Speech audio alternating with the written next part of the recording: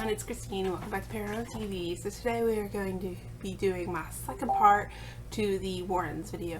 So in this video I'm going to be countering the argument that I made in my first Warrens video. That's right, I'm countering my own argument. The first part I did was a video talking about the possibility that they were frauds.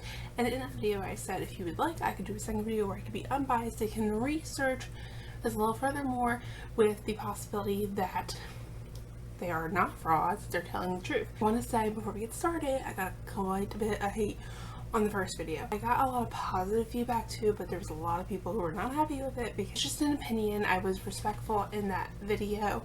I had people attacking my character. I got a lot through messages for the most part and on Google+.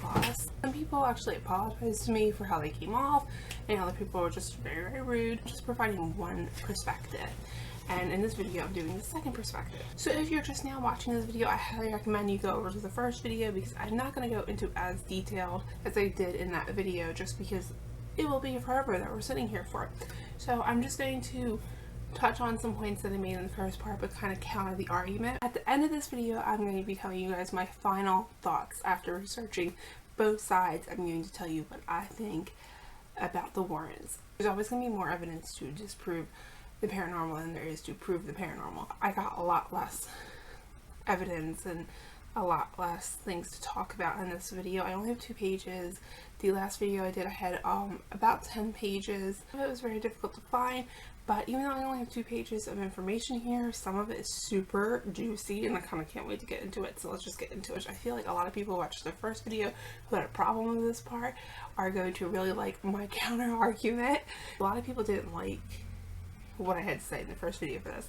So the Halloween decorations could be there just to set the mood because not everything in the museum is creepy looking. So I mean, Annabelle's not creepy looking. I don't think Annabelle's creepy looking at all. Annabelle is Raggedy Ann doll. I had a Raggedy Ann doll. They're not creepy looking. A lot of items are not creepy looking. Some of them are. Some of them are. So these Halloween decorations could be there to set the mood.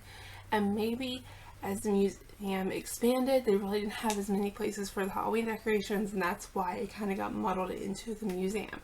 They are moving to a different museum, so maybe the setup will be better in that museum. So there are priests that do work with them. A lot of people do question the validity of the priests that do work with them. Though there are people who are questioning the validity of these priests, other people claim that these priests just go against the guidelines because they're trying to help people, and it can be very hard to work with possession cases in the Catholic Church.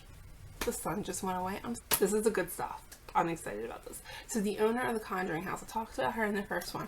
So the current owner of the Conjuring House, she claims that there has been no activity. She's never experienced anything. She claims the parents made everything up, the Warrens made everything up. However, this has not always been the case for her. Her name is Norma, and Norma has had many a chat with Andrea Perrin. When you hear the video that she put up, you can tell she had a relationship with Andrea Perrin. She talks about her a lot. You can tell they had conversations before, and if that is not enough, Andrea Perrin and her actually did a video about the house being haunted, about Norma having experiences in said house.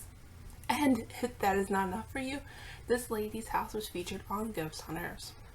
The episode of Ghost Hunters she was on was season 2, episode 7, called the Sutcliffe House. Now she did do a video of Andrea Perrin, like I said, and that's linked down below if you want to go check that out. She talks about her paranormal experiences in there, and now she claims that she has never had a paranormal experience. So she clearly lied at one point, whether she had a paranormal experience and now she's lying, or she didn't have a paranormal experience but she was lying back then because she was trying to get some moolah out of it. She was lying at some point. In the video that she put out where she claims that the Warrens and the parents were full of it, she seems kind of bitter and kind of vindictive, vengeful, and people notice this in the comments.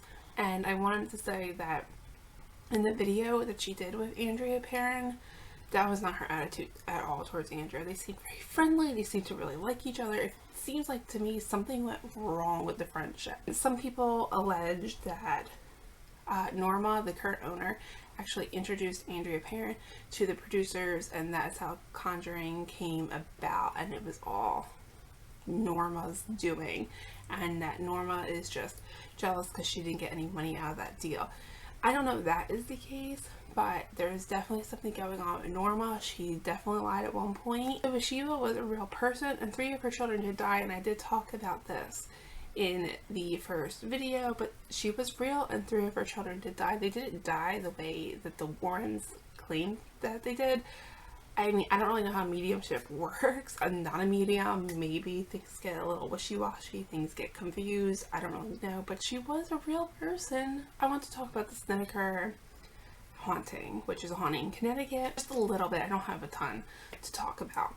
But demons supposedly prey on the weak, and whether or not the family had a drug addiction or a child really did have cancer, either way, that kind of makes you a little bit weaker. It makes you sick. It takes a toll on you. So a demon supposedly preying on the weak kind of fits that situation. The house was a former funeral home. That part is very much legit.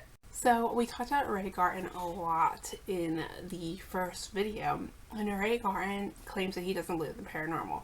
Therefore, Ray Garten's brain can be naturally biased. This is something that we all have faced in our lifetime. We've all been naturally biased towards something that we believe, and Ray Garten could have been experiencing social desirability bias. Some say that Ray Garten is bitter over not making any money from the movie.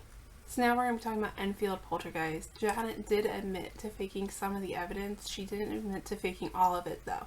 And I think that if you admit to faking some of it, you might as well, if you faked it all, you might as well admit that you faked it all. She didn't do that, so some could say either she's lying about the whole thing, but you can also kind of spin that and say, well, if she was going to admit to some of it, she would admit to all of it. Lyon Playfair claims that the Warrens were only there for a day. They barely had any interaction with the girls, and they are exaggerating their experiences there, and they are exaggerating the length that they spent there. But at the end of the Conjuring movie, we did hear clips of Ed Warren talking to what was supposed to be the demon, so he was there. When you investigate, it doesn't just happen right away, in my experience anyway. You don't just go right into investigating and it's like, oh, the ghosts are here, they're ready to play, the demons are here, they're ready to talk to me, let me whip out my recorder, let's get this thing going.